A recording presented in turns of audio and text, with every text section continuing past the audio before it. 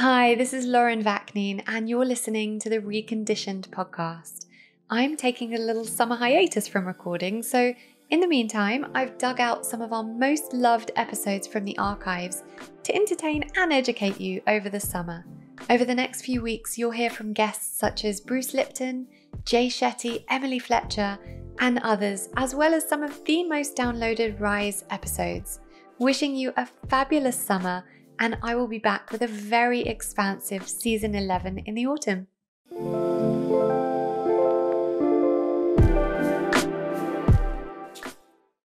If you've been here a while, you'll know that I believe that we should get whatever we can in the way of nutrition through food. And where we can't get it through food, that's where we supplement.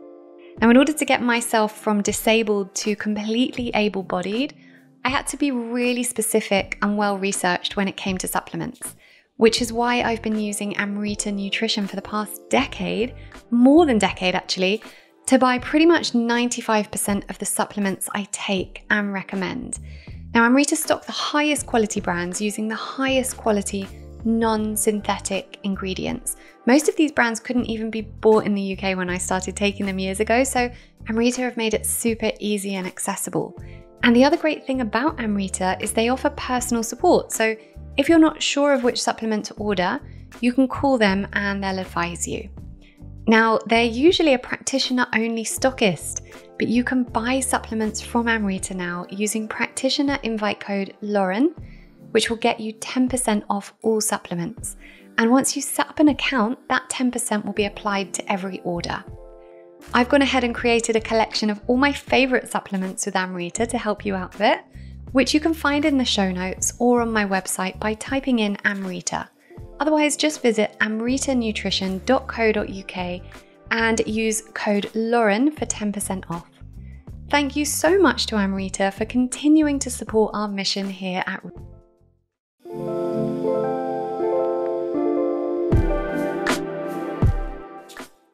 Welcome back, everyone.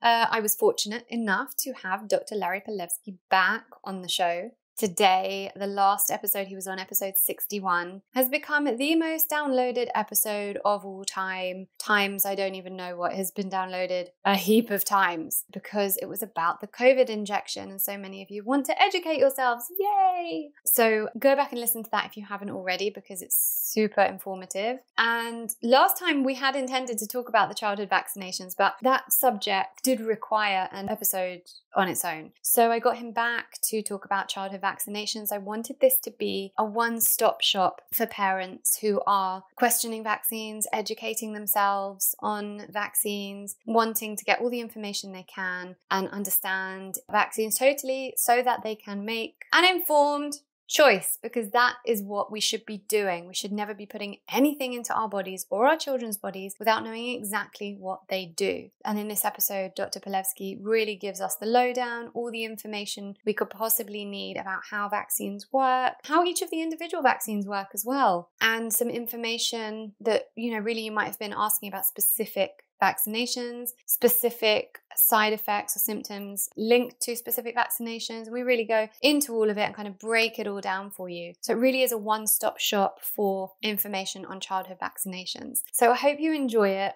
Get a notebook ready. You'll probably want to rewind and maybe listen to this a couple of times. And please share it with any other parents you know who are approaching making these decisions, anyone who might be pregnant or thinking of having kids. I know that I did my research on vaccines before I was even thinking about getting pregnant. It was something I knew I wanted to educate myself on. We shouldn't wait until the last minute to start doing our education. If you have already got kids, that's also fine. It's great that you're here educating yourselves, but let's try and take responsibility by doing this as far in advance as we can so we're not in the situation where we're under pressure and we understand how to make these decisions. So share it with others who you think might benefit from it, basically all parents or anyone who wants to be a parent at any point. And if you enjoy the podcast or any of the episodes, please do leave a review on iTunes. It really helps other people to find the podcast. And get in touch with me over on Instagram where I post snippets of all these episodes at Lauren Vaknin because I love engaging with you. So here we are. Here is Dr. Lawrence Palevsky.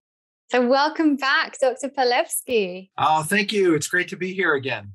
I can call you Larry now, right? I feel like we know each other. Yeah. So we did read out your very extensive bio in the last episode. So for anyone who wants to hear that, it's episode 61. And I'd really recommend for everyone to go back and listen to that episode anyway, where we spoke all about the COVID injection. It's actually the most downloaded episode of all time now. So that was huge. Everyone obviously was just desperate to get the information on that. So I won't go into your bio again, but just to say that you do have so many credentials, and, people need to know that your credibility really is up there with the best of them. And you're one of the most well-educated, well-researched people I've ever come across. So for anyone listening who wants to know more about that, just go back to episode 61 and you can hear all about Dr. Palevsky's background, and it'll all be written in the show notes here as well. So last time we spoke, as I said, about the COVID injection, and we were going to touch on the childhood vaccination, but we didn't have time, and we wanted to give the COVID one the time that it deserved because there was so much information that people wanted to hear. So this time, based on your immense knowledge and experience with childhood vaccinations, I thought we could talk about that in depth and give parents kind of a one-stop shop for everything they need to know about childhood vaccines. So let's go in at the deep end. Do vaccines work? So the premise of vaccination is that if you give a child a killed or inactivated virus or a piece of a bacteria and you inject it into the body, that you will preempt the child's exposure to the organism, because it's believed that the only time a child would be exposed to the organism is if someone sick gives it to them. So that's the premise of vaccination, that you do not have the organism in your body unless someone is sick and gives it to you, unless you catch the organism from someone who's sick. And so the idea is that you get an inactivated piece of the virus or a killed part of the virus, or you get a piece of the bacteria, and you're going to now have an immune response. Excuse me. You're going to now have an immune response against those bacteria or viruses in preparation for some future time when you will be exposed to the organism, because exposure is only believed to happen when someone is sick and gives them to you. Now, unfortunately, that belief system is incorrect. The idea that you can only be exposed to a bacteria or virus when someone is sick and gives it to you is false. And here's why. The human body in adults has over 100 trillion bacteria lining the surfaces of the body. Those surfaces include the skin, the nose all the way down to the lungs, the mouth all the way down to the anus, and in women, the reproductive system.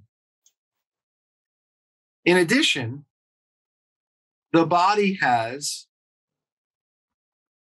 hundreds of thousands of pieces of genes that make viruses embedded inside the genetic material of our cells. So alongside all the genes that make up our body, which is not a lot, there are hundreds of thousands of genes that make viruses and virus-like particles. And so our body is filled with microorganisms as adults. And the bacteria that are lining our body contain hundreds of trillions of viruses inside them as well. And just to throw in a wrench, the human cells, other than the red blood cells, all have mitochondria. Mitochondria are the fuel centers of the cells. These mitochondria were former bacteria that lived in the environment that then became parts of our cells. And they contain who knows how many millions of pieces of genetic material that probably, potentially, could contain viral genetic material. So this idea that the only way for the human body to get sick with a germ is for someone to give it to us is ancient and archaic and is gone, essentially gone. So when I ask parents, okay, so we have 100 trillion bacteria lining our body, and I say, how do they get there? And they kind of look at me like, I don't know. And I say, well, we breathe them in, we eat them, and we touch them. Now, a baby in utero doesn't have 100 trillion bacteria lining the surfaces of the body. But when the baby comes into the world, at some point, that baby is going to progress to being colonized with over 100 trillion bacteria. And guess what? Nothing happens to the baby because the baby gets colonized by breathing in air, eating food, and being touched.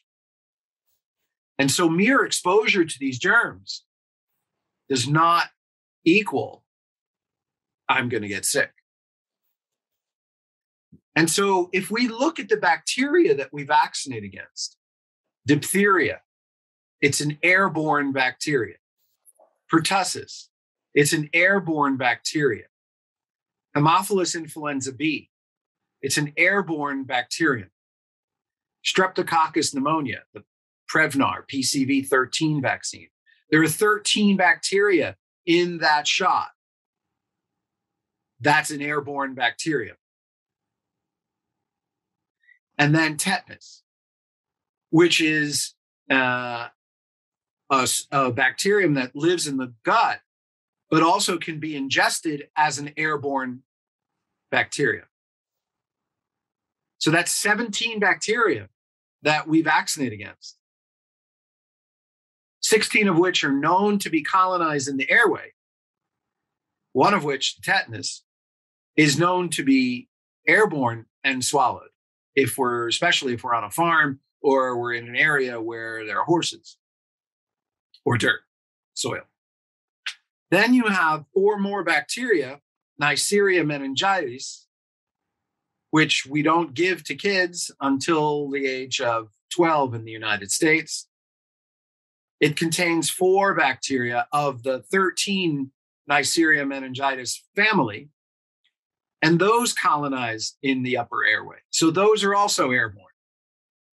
So you have 21 bacteria against which we vaccinate, 20 of which naturally colonize the upper airway or the lower airway, one of which colonizes the gut, but can be received into the gut merely by breathing in spores of the tetanus bacterium that fly in the air when you're walking through a farm or an area where there's manure.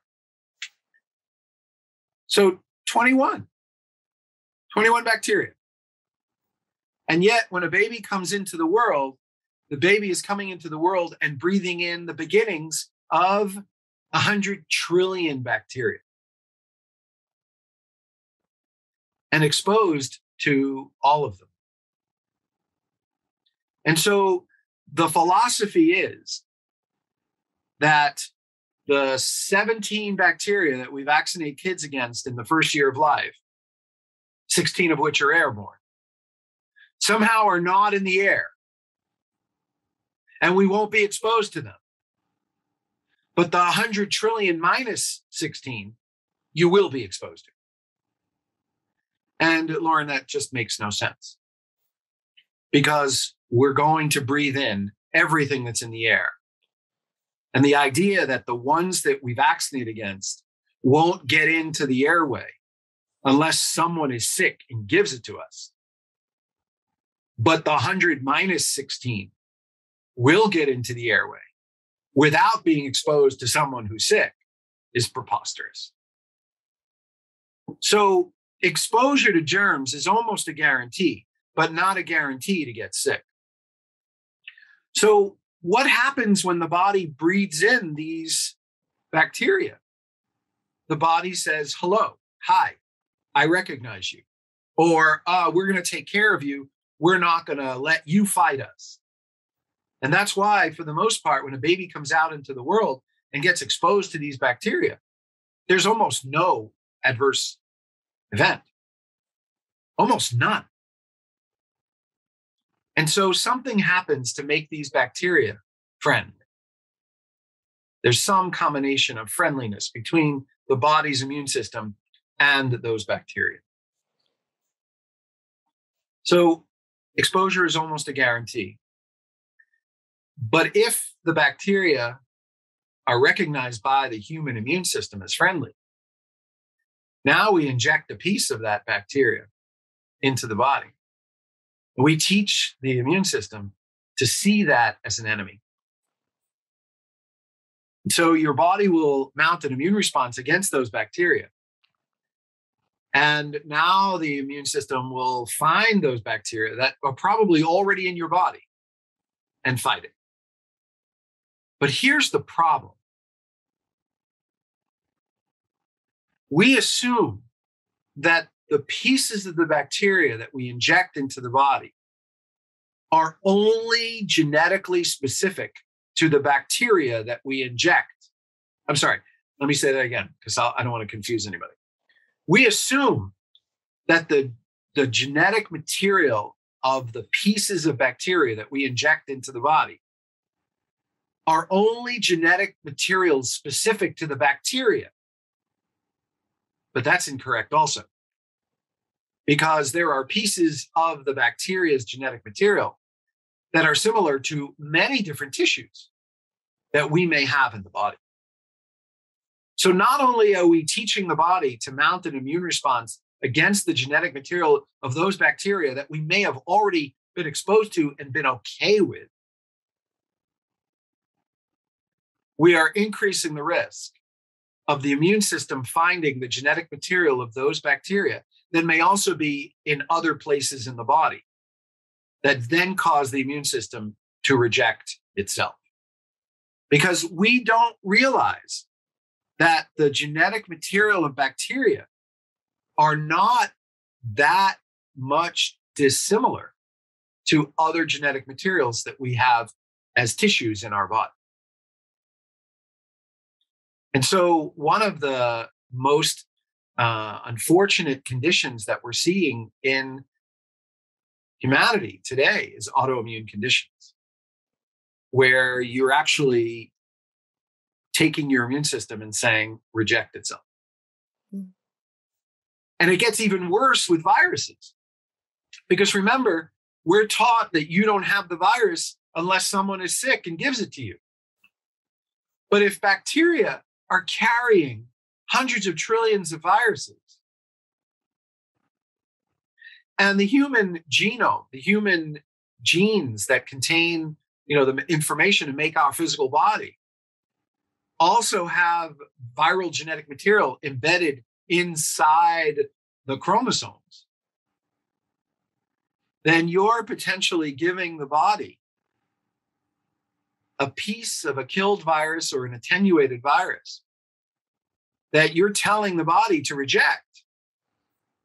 And then imagining that the only genetic material that you will find is in that virus and nowhere else in the body. Well, that's false also.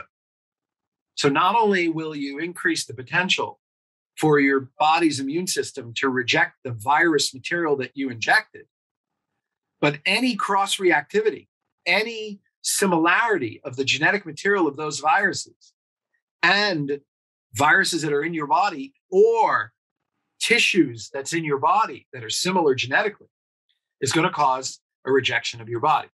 And again, autoimmune disease is highly and exponentially on the rise.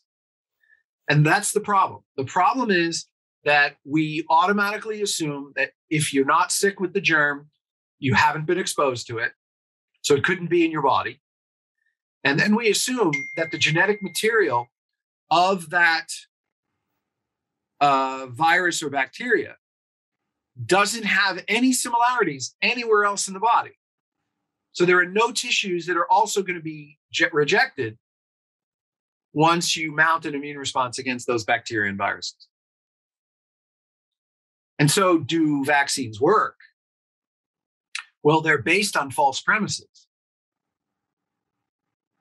And they're also based on the understanding that there's only one way for a disease to go away, and that's with vaccines. And that's false also, because history shows us that illnesses came and went. And I want to emphasize the word went. Illnesses came and went without vaccines. And when I bring that up to people, their first response is, well, look how many people died. I said, yes, look how many people recovered. Right?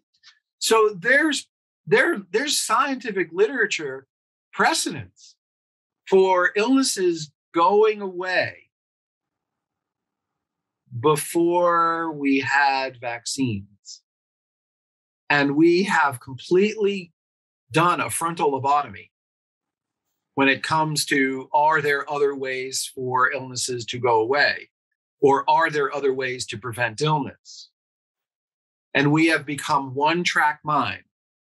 The only way for an illness to go away is through a vaccine. And so I'm going to do a deeper dive into this, Lauren, if you're okay with that. Absolutely. Okay. We assume, let's take measles, for example. We assume that because of the measles vaccine, and we don't see measles anymore, we make the assumption that we got rid of the disease. The unfortunate thinking, and I put the word thinking in quotes because it's not thinking, it's dogma. The unfortunate thinking is that if you don't see the disease, the germ somehow was eradicated. The germ is somehow no longer in existence. And that's an unfortunate thought process because it's not thought at all. Because we've never proven that if the disease goes away, the germ is no longer in existence on Earth. That's unfortunate. That's very, very debilitating in the thought process, because this idea that a vaccine makes the germ immediately implode and the genetic material of that germ is no longer around is really a lie, because it's never been studied that the germ is no longer around.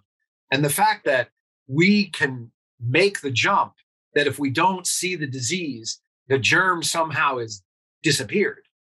I don't understand how we make that jump and can live with ourselves for making that jump, because it's a huge jump. So where is measles? Okay. So the interesting thing about this is if you give a measles vaccine, somehow the belief system is that we have eradicated measles by giving the vaccine. Now, number one, how can you eradicate a disease when you're injecting the actual live virus into the body? Right?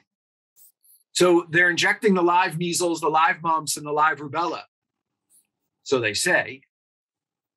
And then they're saying that's going to make the germ disappear from the face of the earth. Well, number one, we've never proven it. And if people say, well, we don't see measles, mumps, and rubella very much anymore, it's not around as much anymore.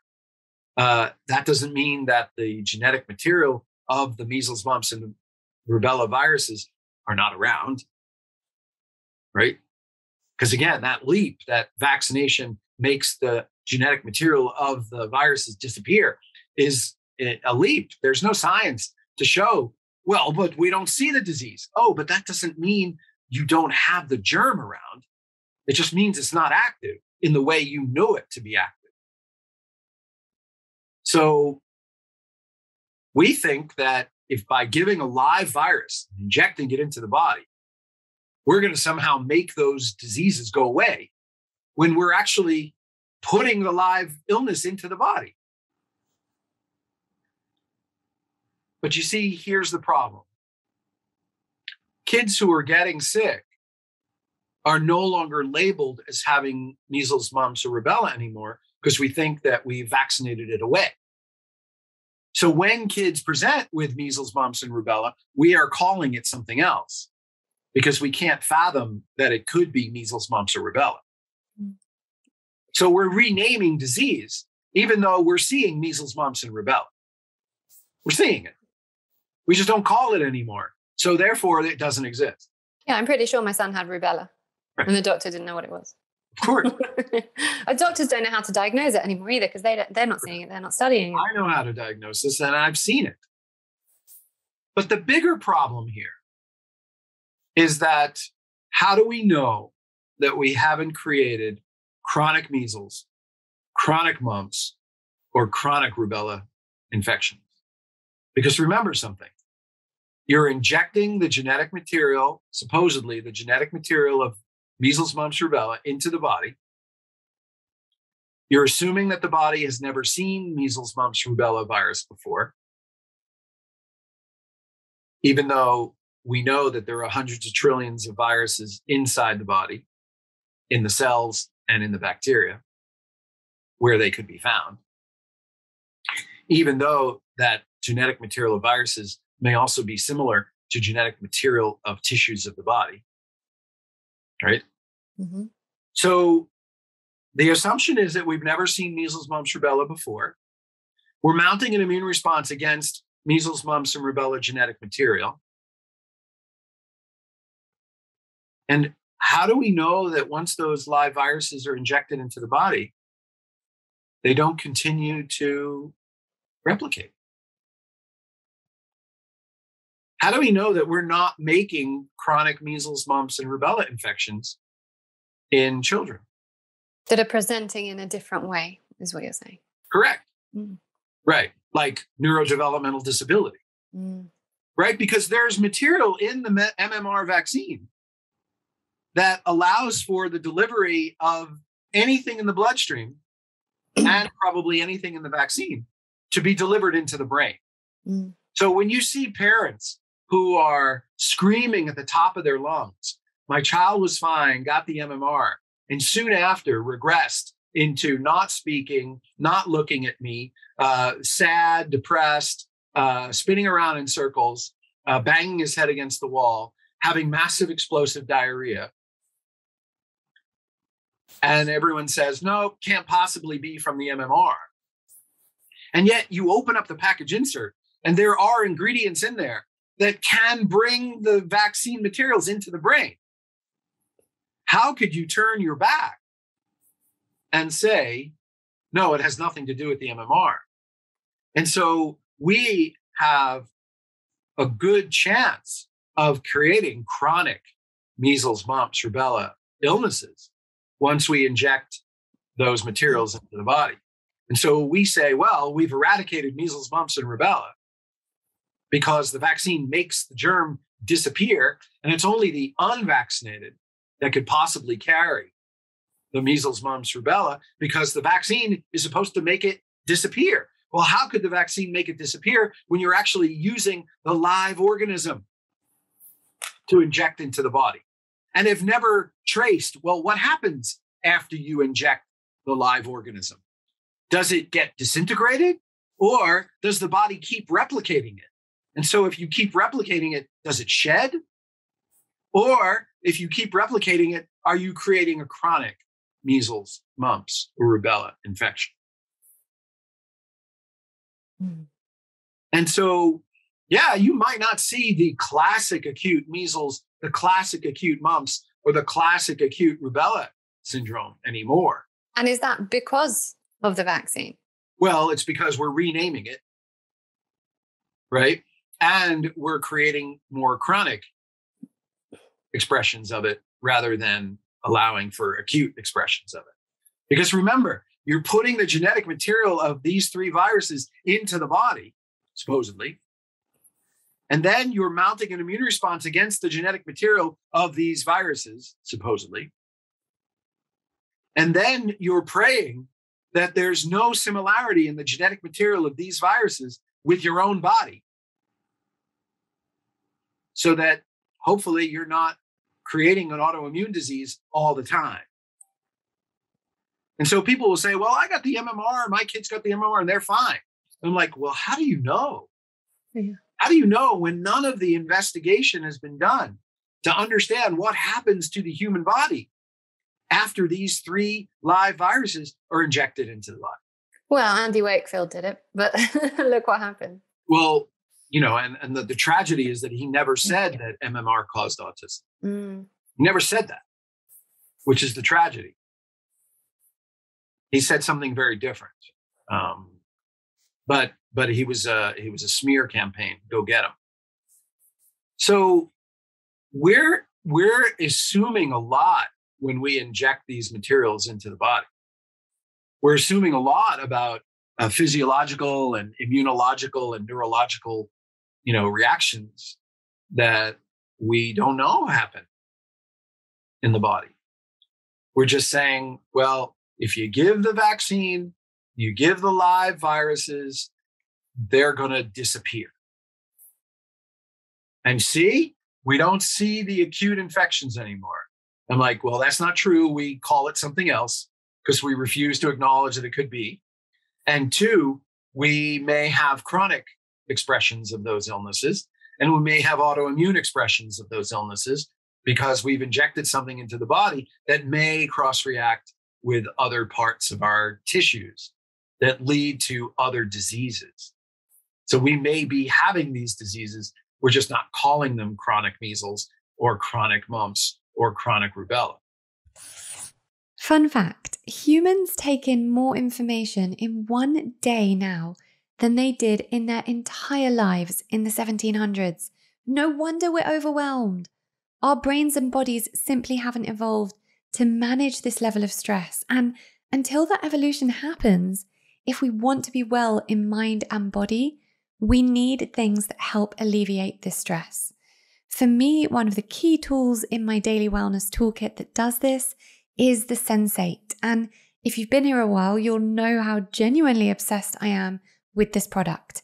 It is a piece of health tech that fits in the palm of your hand, and it basically sends infrasonic waves through the chest to activate the vagus nerve and calm the autonomic nervous system while you listen to the specially composed audio within the app. I usually use the SENSATE for 10 to 20 minutes before I sleep to reduce cortisol levels, calm my brainwave states from the hectic day, and send me into a deep sleep. Clients or friends of mine who have a SENSATE have told me that their sleep has never been so good. People who usually struggle with sleep just wake up in the same position they went to sleep in. Everyone needs a SENSATE, in my opinion, and I particularly recommend it to anyone who suffers from overwhelm or anxiety, and anyone who wants to deepen their meditation practice. And you can get £30 off the SENSATE by visiting getsensate.com and using code Lauren30. That's GETSENSATE.com, Lauren30. Thank you so much to SENSATE for supporting our mission here at Reconditioned. Can I just ask a couple of questions here before we go more into that? So I've got young kids, obviously, and so I'm around a lot of young kids and see young kids, and most of my friends, well, not my closest friends, but most people we know vaccinate their kids. And I haven't seen anything that looks like measles for a long time. Mm-hmm. So, just kind of playing devil's advocate a little bit here. We don't really see that as much anymore. Not in the way that, right. I mean, my mum talks about measles parties, when they were younger, which I was well up for to put my kids in, but I haven't seen that. I haven't seen, severe measles. So why is that? And is the vaccine is perhaps making that present as something different. Right. So are you saying that the vaccine isn't stopping the measles, but what it's doing is, instead of presenting as measles as we know it with all the spots, it's presenting as something different? Correct. Right. Because let's step back for a second. Almost every viral infection is an expelling of material out through the surface. So if you look at the measles infection, It's cough, coryza, conjunctivitis, and fever. Now that's the 3 C's. Cough, coryza, which is lots of mucus coming down the nose and coming out of the airway. Conjunctivitis, red eyes. And most physicians today wouldn't know it's cough, coryza, conjunctivitis because they're not taught what measles looks like anymore. And then the rash. And rubella, similar, fever, a rash, they're a little different, not as severe symptoms.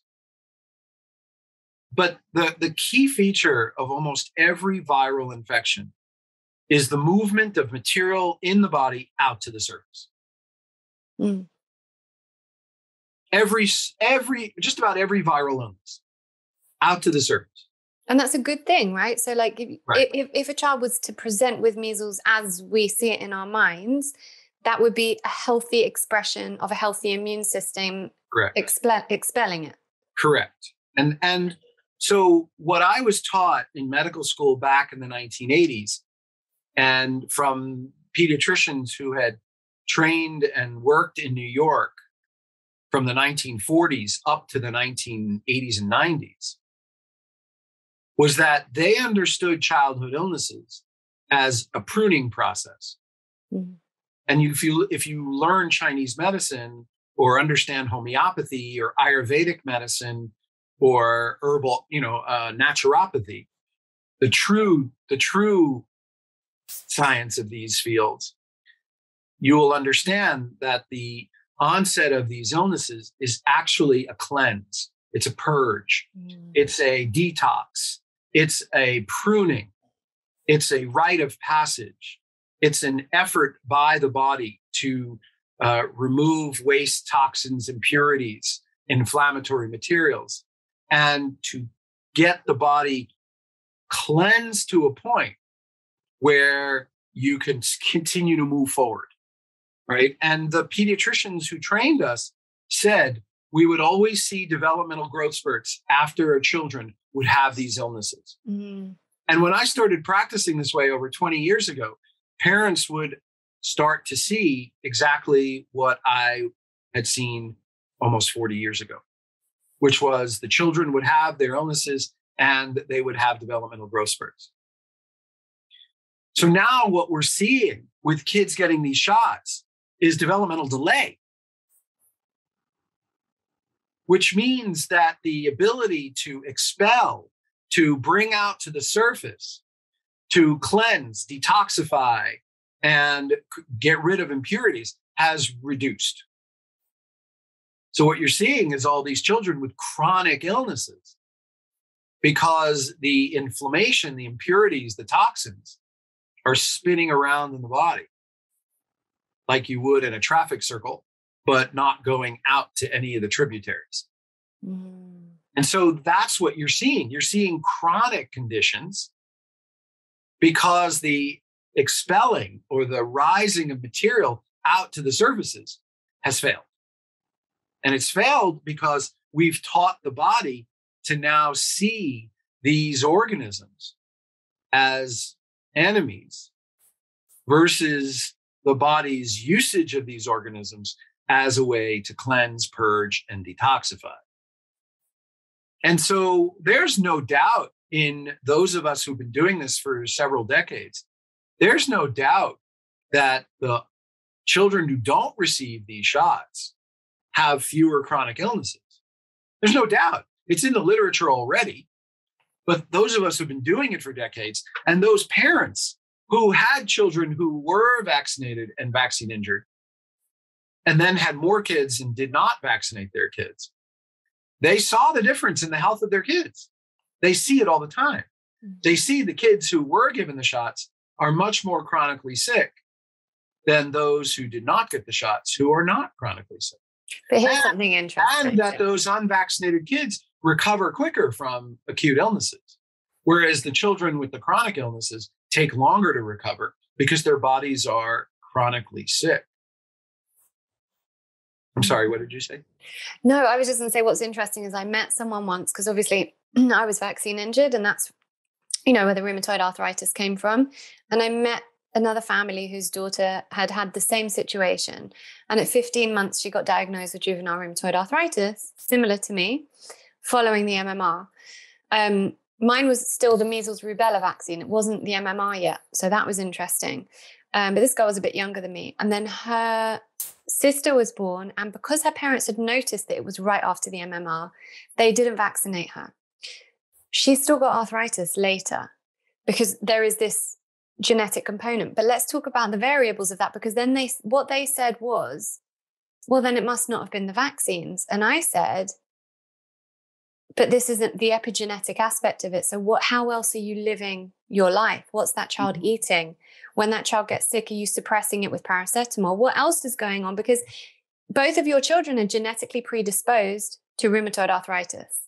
So it needs a trigger. The trigger could be a vaccine, but it could be something else. Correct. And I just wanted to mention that because that happens. There are going to be other people that see that. Well, my second kid didn't have the vaccine and she still got sick. Well, are you eating McDonald's every day? Right.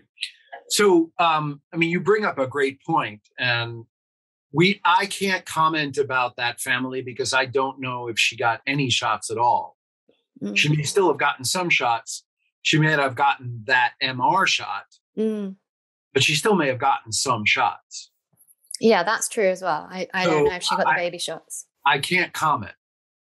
But you bring up another point that I can comment on, which is that I live with the philosophy that it ain't enough to not vaccinate. Yeah, totally. Right. And so that's really the theme of the work that I'm doing now in teaching and in my office, which is it ain't enough to not vaccinate. We have to look at the body, mind, and spirit of your children to understand what is most needed for your children's optimal health. And when people ask me, well, how do I strengthen my child's immune system? I'm very disturbed by that question. And the reason I'm disturbed is because that question starts out with the premise, my child is weak. How do I strengthen it? And the real question that needs to be asked, which again is under the umbrella, it ain't enough to not vaccinate, is how do I not weaken my child's immune system? Because it's already strong to start. Yeah. And so then we look at all the ways in which we feed our children, all the ways in which we bring air to them, we let them breathe, all the ways in which we put food in their stomach or let them eat, because sometimes they don't eat food, they eat other things. We look at what we put on their skin, which then feeds the body's information centers. We look at what we inject into their bodies, which again is information that the body must utilize and understand. And then we look at what we put into their nervous system. So what we put into their senses, what we expose them to, how we schedule them, how we talk to them, how we understand them, how we guide them, how we teach them, and how we look at their spirits and nurture their spirits. And so that's a whole load of responsibility, but that's a load of responsibility that you took on when you decided to have a child. Absolutely. And so there are, most of my focus now is to try to create the right nurturing of the spirit of the child, because a child who is nurtured correctly is going to have a strength that no other child can possibly have. And so what do I mean by nurturing the spirit of a child? Can you see the world through your child's eyes, but guide them through your eyes? Right? So when I meet a parent and the parent is holding an infant or with a toddler, and every one of the parents says to the kids, say hi to Dr. Larry. And I look at the kid and I say, you do not have to say hi to me. And I said, the reason you don't have to say hi to me is because you're not a puppet. Yeah. And you don't have marionette strings behind your neck that decide what you're supposed to do and what you're not supposed to do. And then the parents will look at me and say, well, how does my child learn? I say, well, obviously, you being taught how children learn is incorrect, because children learn by modeling, not by you telling them what to do. Yeah. And the biggest example that I use in that, Lauren, is the men are from Mars, women are from Venus example. Yeah. When a husband or a spouse comes home and the wife or spouse starts yelling and screaming, and the other spouse says, calm down. Right? How is that different than say hi? Calm down, say hi. Yeah. This is how you should feel right now. Right. So I look at the spouse and I say, how do you feel if someone says to you, calm down? Well, I'm just going to get angrier. I'm going to yell. I said, so if you're giving that kind of order to your kid, to your spouse, what do you think is going to happen when you give that kind of order to your kid? They're not going to listen. And then the parent looks at me like, all right, so what do I do? Right? Because the most common thing I hear is, well, my kid doesn't listen to me. Well, of course, because you're telling them to calm down. You're telling them to stop yelling. And you know that when it happens to you, you get nuts. You go crazy because you can't tolerate that kind of demand. So if you tell a child, say hi, you're not teaching them to say hi. You're teaching them to see the world through your eyes, right? But children learn to say hi because they see you say hi and because they process a new person through their eyes, right? And if you know a toddler, they have stranger anxiety. Why would they say hi to somebody new, right? They're just exploring the world, and their exploration of the world is not people. The exploration of the world is the physical environment. They're not social beings. They're not interested in playing with kids. They'll only approach people if they have developed the wherewithal and the comfort to do it themselves, but not because you told them to do it. My 3-year-old waves and says hi at everyone, and she gets upset when someone doesn't say hi back to her. Right, but that's her initiative. Exactly, yeah. Right. So the key here is that we want to teach children by example. And so when I am in the office and I'm out in public with kids, I'll literally say to a kid, I'm going to say hi. And then I watch them process it, because their beings, their spirits are not processing the way ours are. So they have to take time. They have to be suspicious. They have to look at their parents. They have to feel through that process.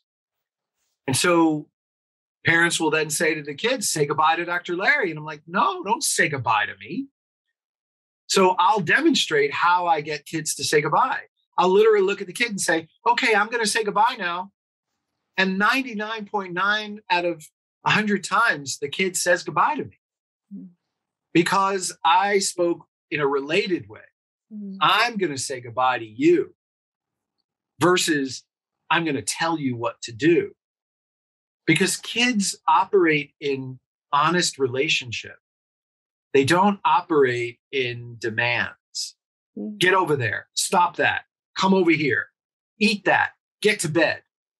Nobody does that. That's the same as stop yelling. Calm down. And so nurturing the spirit of the child requires us to speak to children in a related way and learn how to speak to each other in a related way. You know, one of the examples I use, Lauren, is, you know, somebody will bring you over to a picture and say, isn't this a nice picture? Well, they're not really giving you an opportunity to have your own view, right?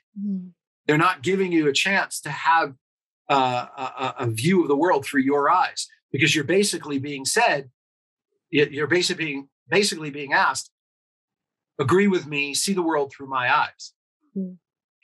But if you said to somebody, I really like this picture, what do you think? You're giving the person an opportunity to be a separate individual and relate to you with an answer. And so most of what I like to do with It Ain't Enough to Not Vaccinate is to really empower parents to start doing the inner work of relating differently and understanding who children are at different ages, because they'll understand different language at different ages, and they'll understand different methods at different ages. And so the other day I was in the office, and a 2.5-year-old boy, was very upset because he couldn't go out of the office. And I looked at him and I said, I know, buddy, this is tough. And the mother wanted to redirect him by giving him something he liked. And I looked at her and I said, why are you doing that? Because essentially the mother wanted to take away his discomfort. And I don't want to take away kids' discomforts. I want kids to understand that there are discomforts in life. And discomforts begin, they have a middle and they end, and they go away. And once children can understand that discomforts exist, but they don't last, they can learn how to cope with life better. But if you come in the middle and take away the middle and end of the resolution of the discomfort, they'll never learn how to cope with the fact that life doesn't last in discomfort. It actually, you wake up all of a sudden, you realize, oh, the discomfort is over, I can move on. And we don't allow children to have that because we only prefer that they have comforts. So when you skew life away from discomfort and only create comfort, you cripple the kid's ability to deal with real life. And you don't allow the ebb and flow of life, right? So they'll always look for the fix of their discomfort because you taught them that when they're uncomfortable, they're going to get pacified or medicated or saved with some kind of fix.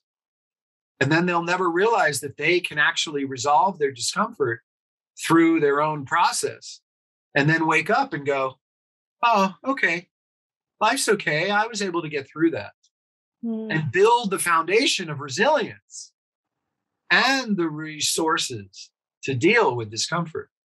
And so one time I said to a mother, do you realize that if you were eating a chocolate cake and you were very comfortable in that chocolate cake, and in the beginning, you were so excited to eat that chocolate cake, and after 2 bites, I took the cake away from you,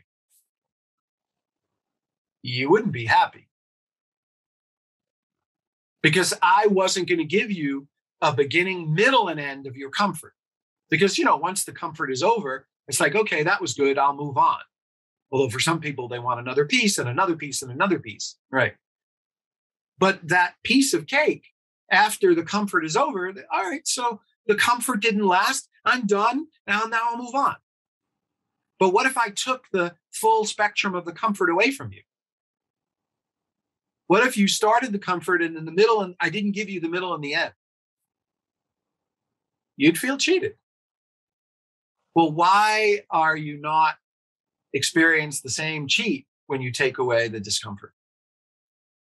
Because we have to realize that both comfort and discomfort exist and neither lasts.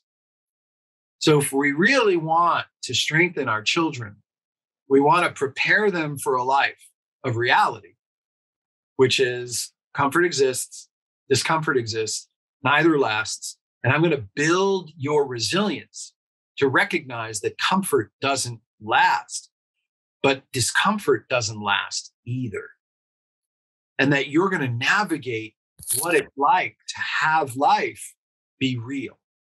So that when you're faced with things that you really are comfortable with, you realize that you can enjoy it, but understand viscerally that it's passing.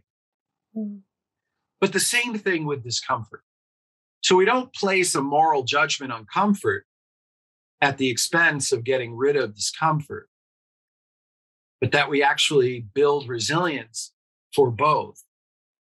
And when you create the terrain of the body with that kind of resilience and strength, you actually are much stronger in your immune system than you think. And, then we can look at, what's the air quality, what's the food quality, what's the skincare quality, what's your schedule quality, what's your emotional makeup quality. We can look at all those things. Everything that pertains to the terrain and strengthening the terrain Correct. of the entire being. Right, because it ain't enough to not vaccinate.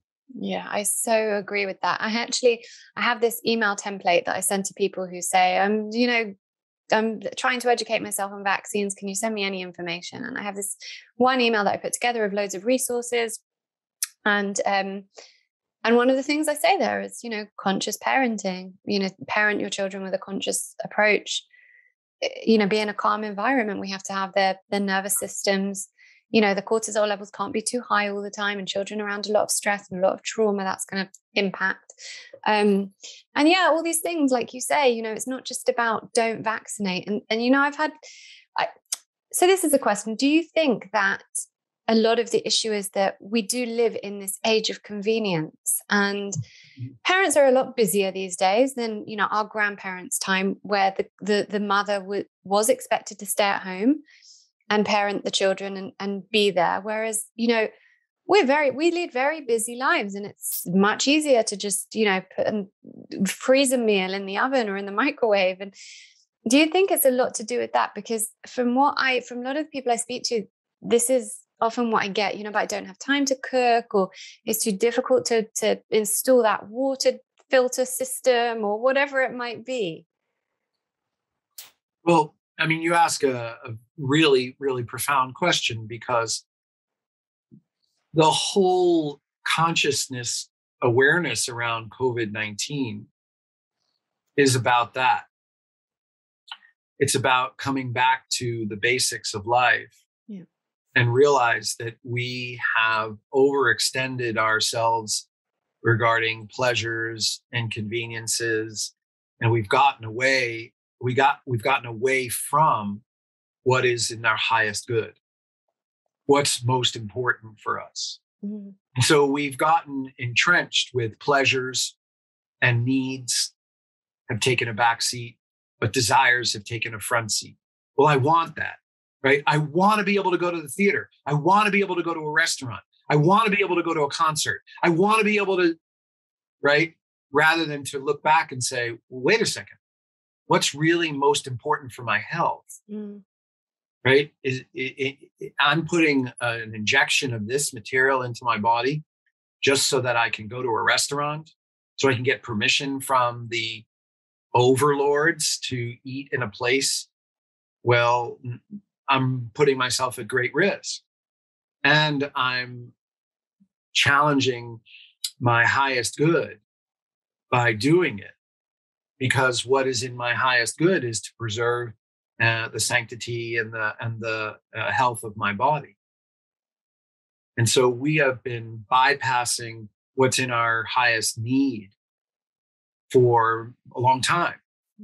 And so the whole COVID-19 episode on a consciousness level is about coming back to what's in our highest good, about what's in our greatest need, and to really look at our desires and our yearnings and our wants, and I can't live without.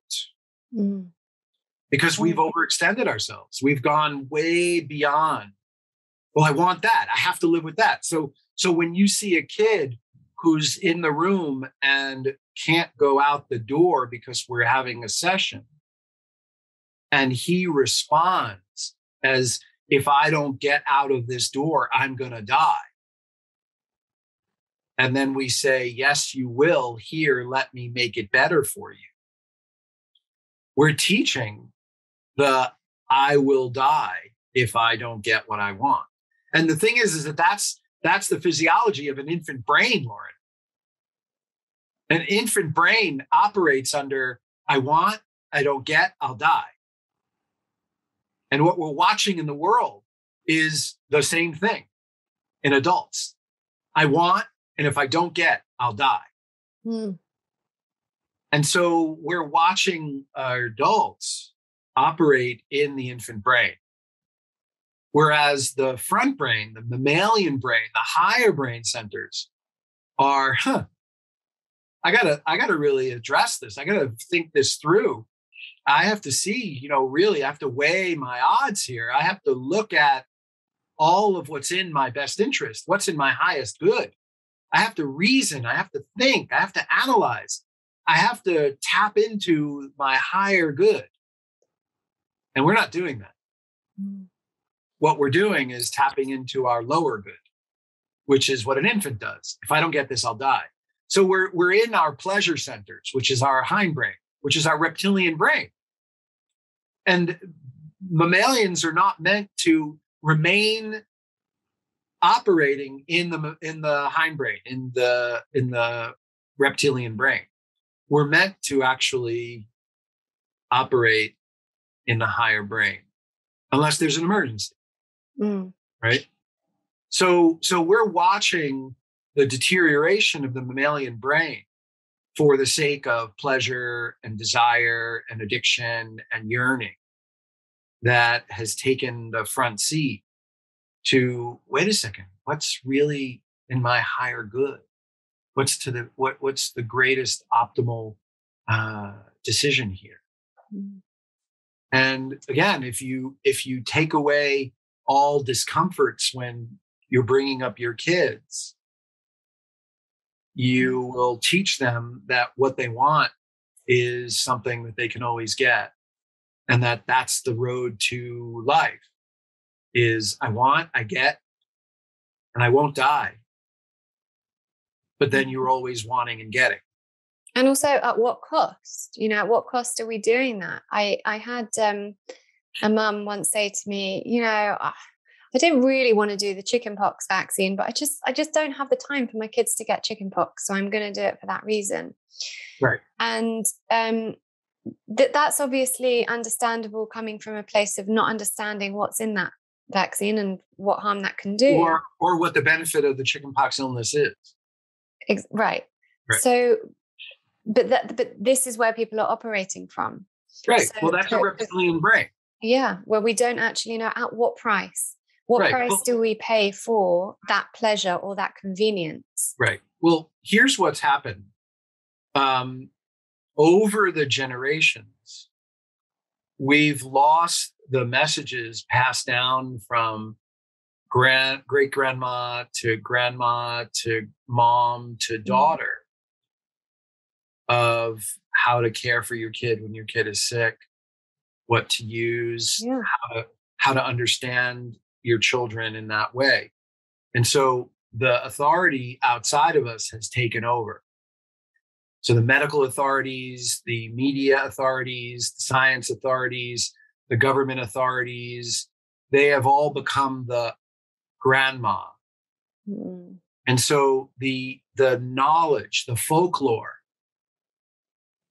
has all been removed because the state has said, we know better. And so we have parents and several generations of parents who really don't have the tools to understand how to take care of their kids when their kids are sick, or what to do when kids need certain foods, or what foods they need at certain times of the year, or how to actually nurture them through certain situations. Mm. Because we've stripped the intuition and the experience of the parents with the state's intervention in its place. And so most learning happens through experience and then through ownership of that experience, so that then you can pass that knowledge on to the next generation, who can then go through those experiences and own it for themselves. Mm. That ownership has been displaced by the external authority of the state.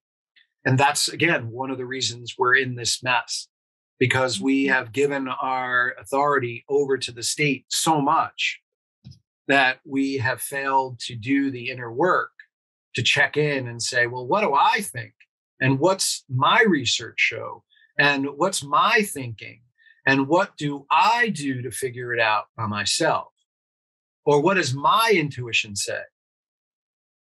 But we've lopped off those two aspects of ownership, intuition and experience, in favor of the external authority that's going to say, well, this is how you do it. Oh, okay. Yeah. That's no different than say hi to Dr. Larry. Yeah. Right? You don't give ownership to the person to discover and figure out. And that's why you say, is this a life of convenience? It is, because figuring it out yourself takes too much time. And you'd rather not develop the ownership of it. You'd rather just find some answer somewhere so that you can move on. You don't want to do it yourself. But what I am seeing kind of on the flip side that's nice is because of the gravity of, these measures and the way things have been going, it has pulled some people back to this. And we're creating beautiful communities around the world where I know in my own community, we've got what we call our inner circle, our little tribe. And anytime someone's sick or someone's kid's sick, everyone's giving everyone all the folklore, all the old ancient wisdom. Correct. Use this herb, this remedy.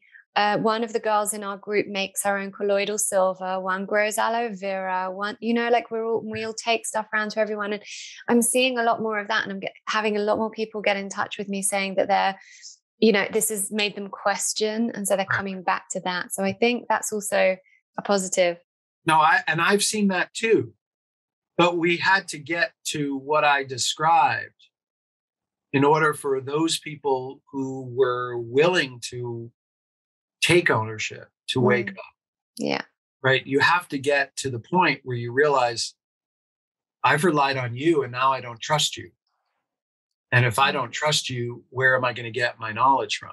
Well, I'm going to have to do some inner work here to get that knowledge. I'm going to have to check in with my intuition. I'm going to have to figure things out myself, which goes back to the 2.5-year-old. Yeah. Right. I'm going to have to figure out how to get through discomfort in the presence of my parents, and then figure out moving on is okay. Yeah. And so that's why we can't feed the kid, oh, do this and you'll feel better. Don't let the discomfort stay. Mm-hmm. I think this is great for parents to hear that, as opposed to just all the technical stuff with vaccines, we're talking about this, and it's important because we need to understand what goes into, like you say, it ain't enough not to vaccinate. Right. And I think that's just such an important thing for parents to hear. But any parents who are questioning it right now and want more information, it's up to us as parents to take responsibility for this decision and where we take it as a result of that. And so I think this is some really great information. Let's summarize something really fast for your audience. Number one, not one vaccine ingredient has ever been tested for safety by injecting it into the human body. Number two, none of the vaccine ingredients have ever been tested for safety when they're in the vial together and injected into the body. Number three, all of the vaccine manufacturers have complete immunity to any liability for their product. Number four, nobody is overseeing the manufacturing process. Number five, no one has done their due diligence to evaluate the safety of these shots, which was part of the 1986 Vaccine Injury Compensation Act, where HHS, the Health and Human Services, was assigned the task of every 2 years writing a report that updated the American public on their investigation on the safety updates of the vaccines. Not one report has been written. Here we are in 2021, and not one since 1986. That's 35 years. Number 5, 6. What am I on? 6? Number 6. No long-term studies have ever been done on what happens to the body once these materials are injected. Number 7. Vaccines are supposed to cause inflammation in the body. That's their role. But does that inflammation continue? And if it does continue, for how long does it continue? And if it does continue, what are the manifestations of that ongoing inflammation? Knowing full well that more than half of children in the world today have some form of chronic illness, which means they have chronic inflammation, which means the question must be asked, are these shots creating chronic inflammation in our kids? Number 8, I'm not allowed to ask those questions. What kind of society allows for the inability to question something scientifically? Then it's no longer science. It's dogma and it's obedience to the state. Yeah. Number 10, there are ingredients in the shots that are known to cause neurological damage. And the vaccine manufacturers actually know it. Number 11, all studies showing the damaging effects of vaccines have been censored by the very companies who won't allow anybody to do studies of their vaccines other than themselves. I can keep going on, but I just want to lay that out initially. Yeah, but great points, and a great way for people to kind of home in on just that the generalization of all those questions. Why aren't we asking those questions? Right. Lauren, I once asked a group of pediatricians, do vaccine ingredients get into the brain? And they never answered. They diverted the question. They said something else. And I said, well, you have all these kids with neurological issues. 1 in 5 in the United States have neurodevelopmental disability. Something's happening to their brain. But it's listed on the package inserts. Right. Do vaccine ingredients get into the brain? No answer. They don't want to answer. Yeah. And they do, by the way, they do. We know they do. And I think it's also up to us as parents to ask the question, to look into our intuitions and to come back to our intuitions and check in with our higher selves and understand that we do have that ability to check back in with our intuition. It is a thing. It is a real thing that we've lost touch with. And we have to get back to that in order to know what's best for my child, not what someone else is telling me to do based on what the pharmaceutical industry needs or wants. Right. And I just think that's the most important thing for parents to do. And also remember that an unvaccinated child is not a danger. No. That myth is also something that needs to be exploded. Because if anyone says your unvaccinated child is a danger to my vaccinated child, then you are not thinking. And the reason you're not thinking is if your child is vaccinated, then why are you worried about not being protected? And number 2, if your child is vaccinated, do you believe that the germ is no longer carried in your child's body and that the only way that germ could anywhere be in society is if someone is unvaccinated? Because if you believe that, you haven't thought through anything. And you're just parroting the external authority because they're telling you a bunch of lies. Because the vaccines do not make the germ disappear from your children's bodies. And this is what I said earlier in the podcast. This idea that a vaccine makes the germ disappear, eradicates the presence of the germ in your body, has never been proven and actually has no basis in any scientific fact at all. So those of you who are walking around saying, well, your unvaccinated person is a danger to me, you don't know what you're talking about. You actually don't sound very smart. You actually sound like you're just swallowing what someone else said to you without any thought at all. And when President of our United States says, we want to protect vaccinated workers from unvaccinated coworkers, where's the logic? He's perpetuating that lie because we want to protect vaccinated workers. You've already vaccinated them. Which supposedly protects them. That should give you protection. And then you're saying that the vaccinated are not protected because the unvaccinated are somehow germ carriers, which means that you honestly believe that those who've been vaccinated no longer can pass the germ on to other people. I'm sorry, guys. Get your heads out of the sand. None of that has any basis in scientific fact at all. I still have so many questions. The ones that you hear the most is from the older generation, that echoes down through the older generation to the younger generation.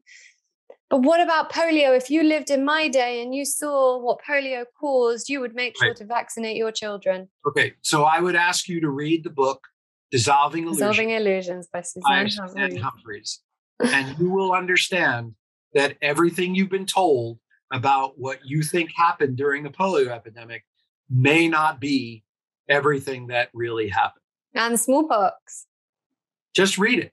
Yeah. Read it. Do your research and open up your heart to the possibility that what you're saying is only what you're saying because somebody delivered the information to you, but you never took ownership of it because you didn't do the work yourself to know the answer.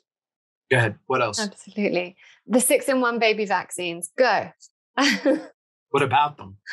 Oh, I hear a lot of people say, I'm not going to do the MMR, but I'm going to do the baby vaccines. I don't even know where the logic is there, but the idea of taking 6 and putting it in one tiny baby, how...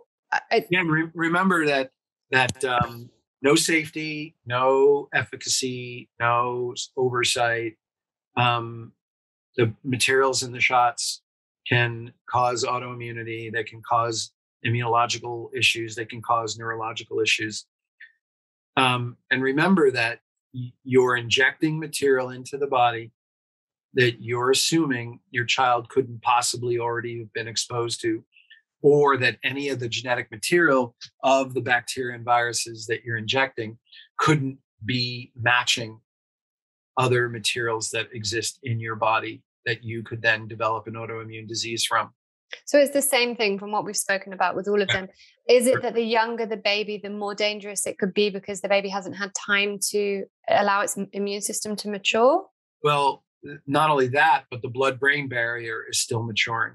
Mm. And the thing to really understand is that a baby has the fastest cellular growth than at any other time.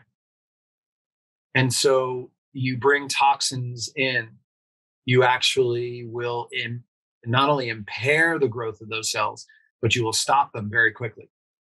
Mm. And so you will just not develop certain areas of the body, including the brain. You will halt neurological development. And that's why we're seeing so many kids with neurodevelopmental disabilities. That doesn't mean that you're better off getting it later, because the materials can still go into the brain and cause halting of brain function and growth. The human brain is constantly changing. And every one of these shots has materials in them that can cross the blood-brain barrier. And not one vaccine ingredient belongs in the brain. Not one. Yeah. And yet they are getting into the brain. And even if your kid looks fine, they're still getting into the brain. Well, this is the thing when people say, well, my kids are fine. And I'm always like, well, let's look at what's fine. How many ear infections have they had? How many times have you put them on antibiotics? How many, right. even parents whose children have got, even if it's minor neurological issues, that's not fine. Well, the thing is that when people say, I got the shot and I'm fine, the next thing that I say is, how do you know? Yeah. Because you have no real understanding of what happens in the body.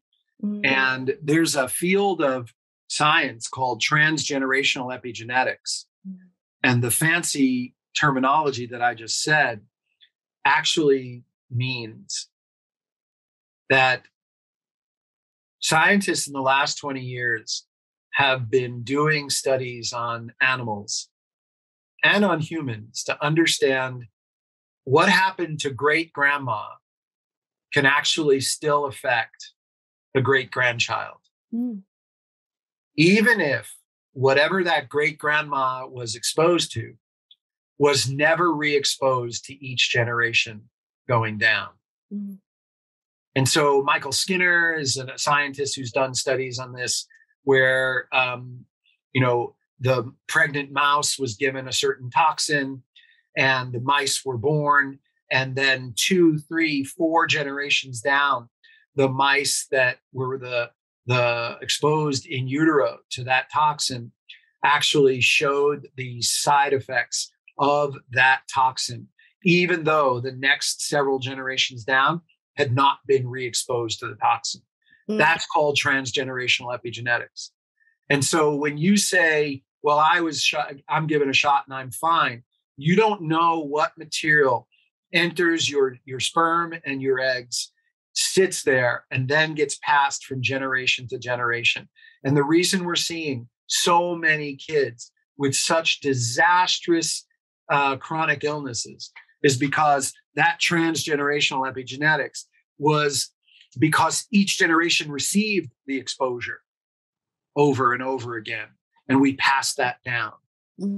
And what people are not even aware of is the number of disastrous babies that are being born after the COVID-19 injection, the birth defects and the neurological problems and the rashes that babies are already showing after being exposed to the COVID injection in utero, if the babies actually live that long.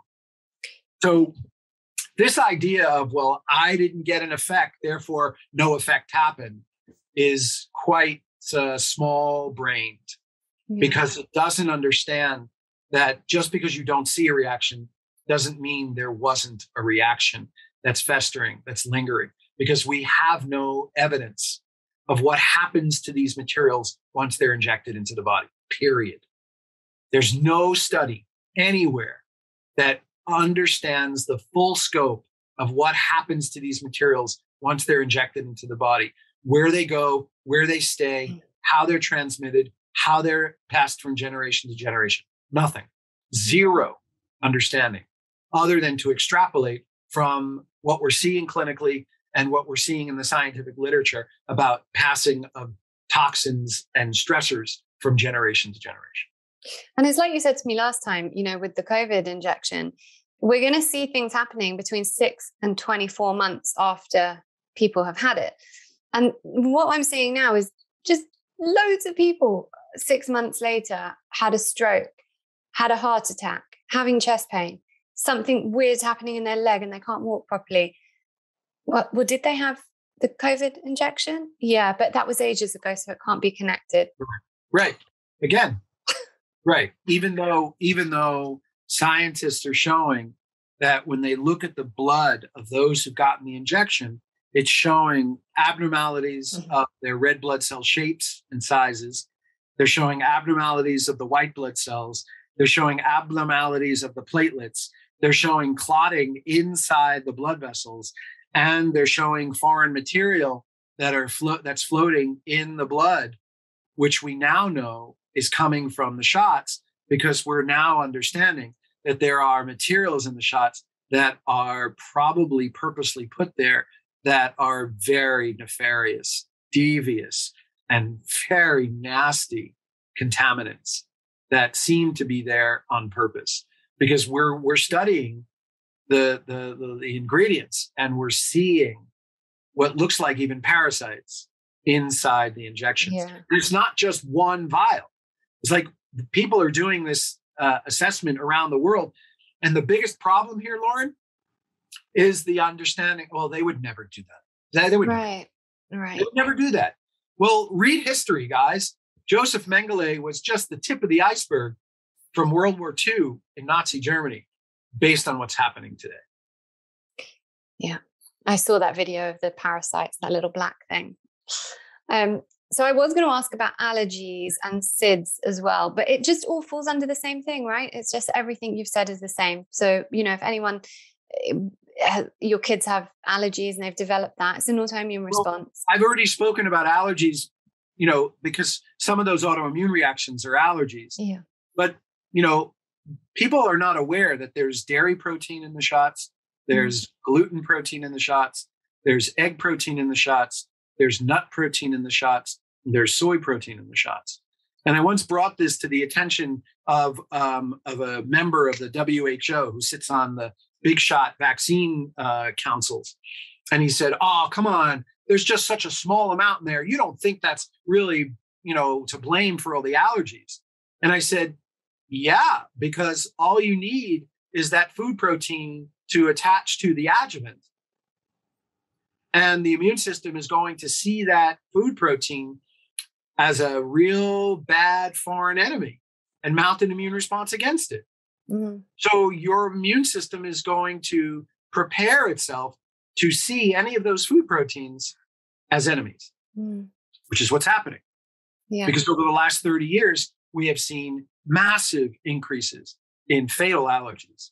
And how can people, this is what I don't understand, is that when I was in school, I didn't know anyone who had a fatal nut allergy. And when my mum was in school, she didn't know it. There was no one, you didn't hear of it. Right.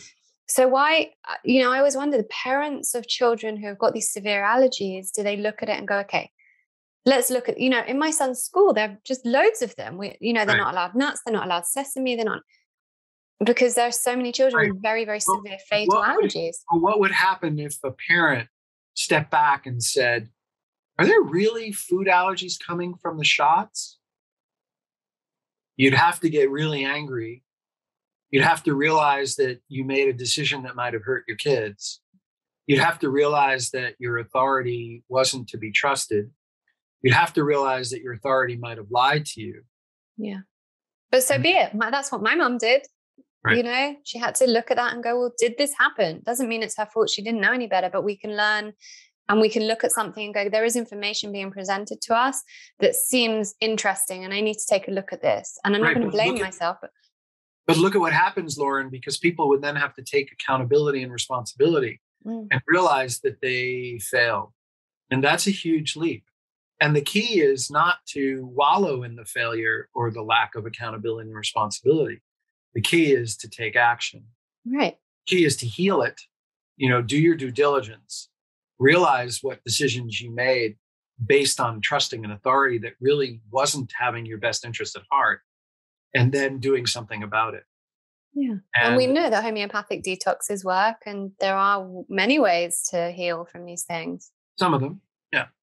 Yeah. I mean, not the severe, very severe cases but we've seen great leaps with homeopathic detoxes, at least reducing the symptoms. Sure.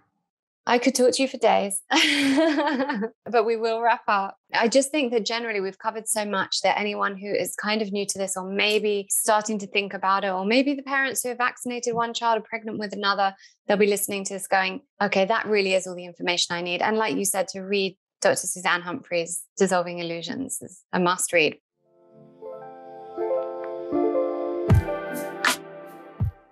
So I did this last time, but we'll do it again. The 5 quick fire questions. And I've given you 5 new questions. You up for it? Go for it. Awesome. What profession other than your own would you like to try? My dream when I was a kid was to do theater. Oh, really? Yeah. Me too. Which 3 to 5 people should we all be following right now for guidance on what's going on out there? I think Dr. Peter McCullough, Dr. Richard Fleming, the 5 docs that I'm doing with Dr. Tenpenny, Dr. Merritt, Dr. Madday, and Dr. Northrup. Mm-hmm. And, Robert Malone also is, coming along with his recommendations. Dr. Zelenko.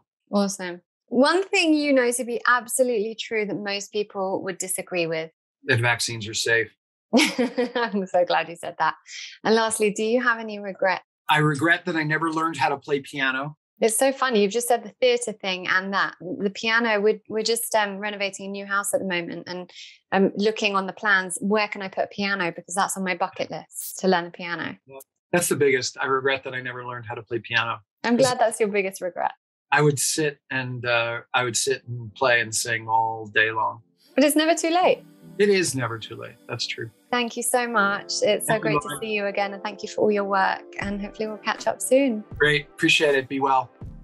I hope you enjoyed this episode of Reconditioned. I am honestly so grateful to each and every person that tunes in. Thank you also for taking responsibility for your own well-being. You should know that just by choosing to listen to podcasts like this that further your well-being, you're moving more deeply into abundance consciousness.